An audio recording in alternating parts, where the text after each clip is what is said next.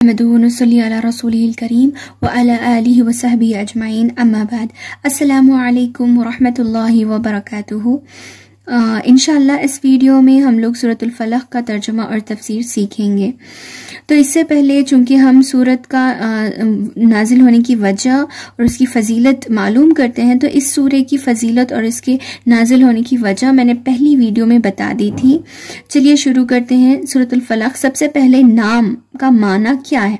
फलक का माना होता है सुबह, और ये सूरत भी मक्की सूरत है, हिजरत से पहले नाजिल हुई और इसमें 5 आयतें हैं।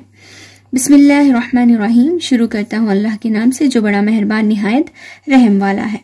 खुल, आप कह दीजिए, ऐ मोहम्मद आप कह दीजिए, आऊज़ु मैं पनाह में आता हूँ, बिरब्बिल फलक सुबह के रब की। आप कह दीजिए मैं पनाह में आता हूँ, हिफाजत चाहता हूँ सुबह के रब की। देखिए यहाँ पर सुबह को क्यों खास किया गया? अल्लाह ताला ने यहाँ सुबह के रब क्यों कहा? देखिए यहाँ पर ये लाने की वजह मुफस्सिरीन इकराम बयान करते हैं। फतहुल क़दीर में बताया गया है कि जैसे जिस तरीके से एक अंधेरी रात के बाद जिस तरीके से एक सुबह होती है, एक रोशन सुबह, उसी तरह इंसान की बहुत सारी मुश्किलात, उसकी परेशानियों के बाद एक अच्छा होता है।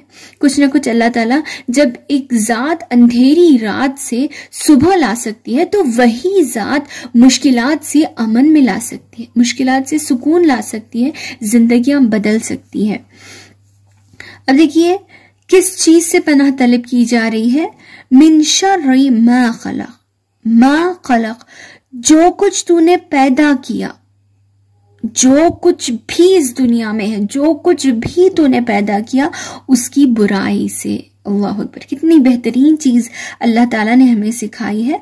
जो कुछ यानी जिस चीज से हमें नुकसान पहुंच सकता है इस दुनिया में, चाहे वो जिन्नात के जरिए हो, जादू के जरिए है, जानवरों के जरिए या खुद हमारी जात के जरिए, जो भी जिस किस्म का भी नुकसान हमें पहुंच सकता है उसकी बुराई से पनाह तलब की जा रही है। तो मिन शर्रि मा खलक का मतलब क्या है? जो कुछ तूने पैदा किया उसकी बुराई से हम तेरी हिफाजत चाह रहे हैं। व मिन शर्रि, और किस चीज से पनाह मांग रहे हैं?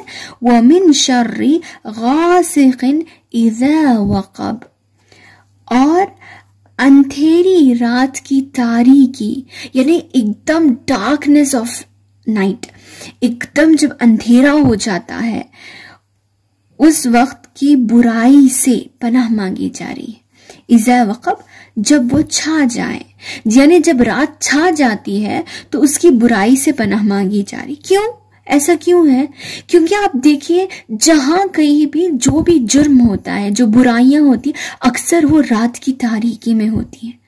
चाहे अगर जानवर अपना, जो जंगली जानवर या दरिंदे होते हैं वो अपना शिकार अंधेरे में ढूंढते हैं, इसी तरीके से जो चोर होते हैं, डाकू होते हैं, वो रात का इंतजार करते हैं गलती करने के लिए।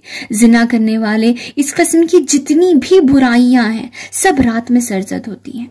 तो अंधेरी रात की तारीकी में जो बुराई हो सकती है उस बुराई से पनाह मांगी जा रही है।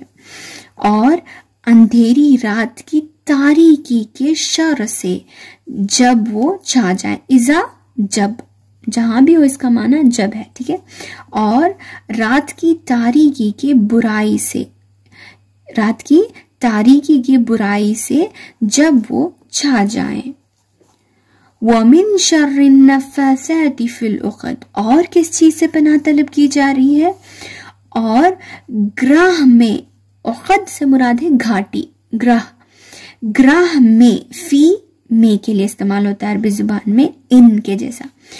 ग्रह में फूंकने वालों की बुराई से, फूंकने वालों की बुराई से।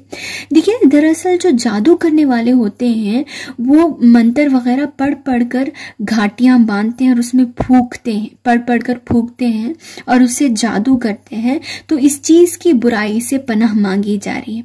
अक्सर कहा जाता है कि जो ग्राहें बांधी जाती है, کو جادو کرنا ہوتا ہے اس کے بالوں سے یا اس کی کسی چیز کو لے کر پڑھ کر یہ لوگ گھاٹیاں باندھ کر جادو کرتے ہیں. بہرحال جو بھی ہو اللہ سے حفاظت طلب کی جا رہی ہے.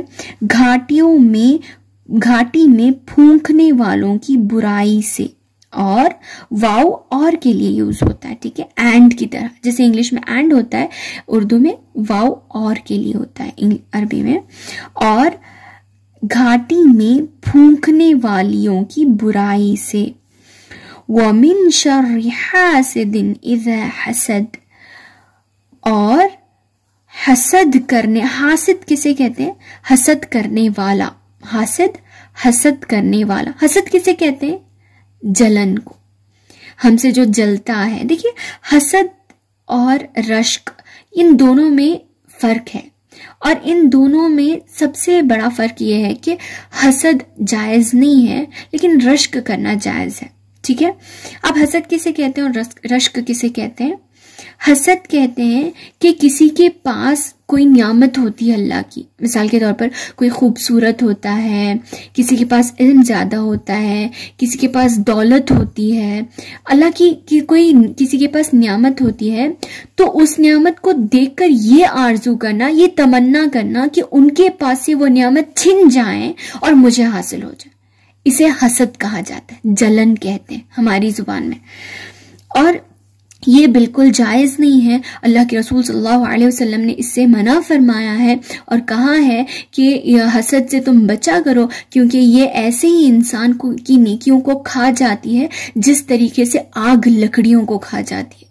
تو جلن نہیں کرنی چاہیے، اس کی وجہ سے نیکیاں جل جاتی ہیں، برباد ہو جاتی ہیں. اس کے بجائے رشک کرنا جائز. اب رشک کسے کہتے ہیں؟ رشک سے مراد یہ ہے کہ کسی کی پاس کی نعمتوں کو دیکھ کر یہ تمنا کرنا، یہ آرزو کرنا کہ ان کے پاس جو نعمت ہے ویسی ہی نعمت مجھے بھی مل جائے، یعنی ان کے پاس بھی رہیں اور مجھے بھی اس جیسی نعمت مل جائے. اسے رشک کہا جاتا ہے. یہ کرنا جائز ہے، لیکن حدیث میں کہا گیا کہ صرف رشک دو لوگوں پر کیا جا سکتا ہے. ایک ایسا انسان جسے اللہ تعالیٰ نے بہت زیادہ علم دیا ہے اور وہ دن رات اللہ کی راہ میں خرچ کرتا ہے. دوسرا ایسا انسان جس کو اللہ نے دولت دی ہو اور وہ دن رات اللہ کی راہ میں خرچ کرتا رہتا ہے.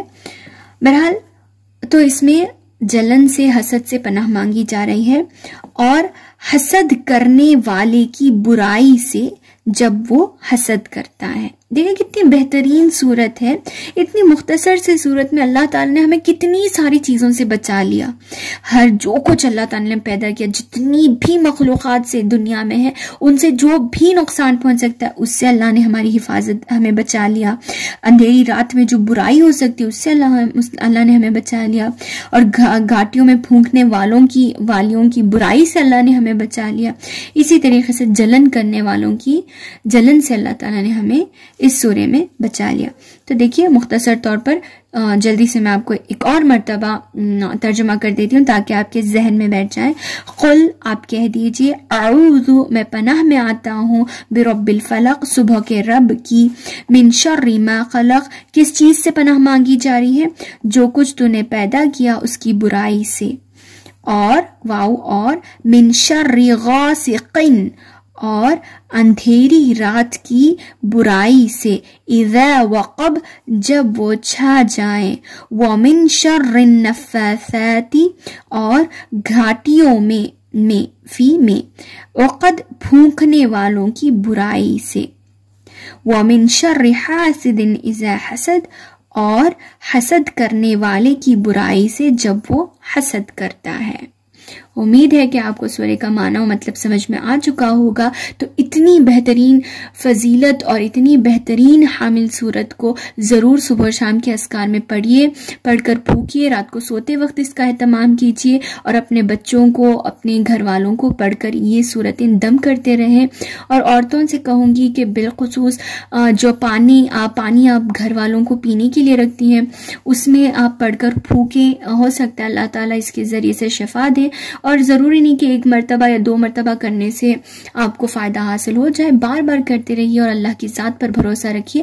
مطلب سمجھ کر پڑھیے. جب تک آپ معنی سمجھ کر نہیں پڑھیں گے اس میں کوئی اثر نہیں ہوگا.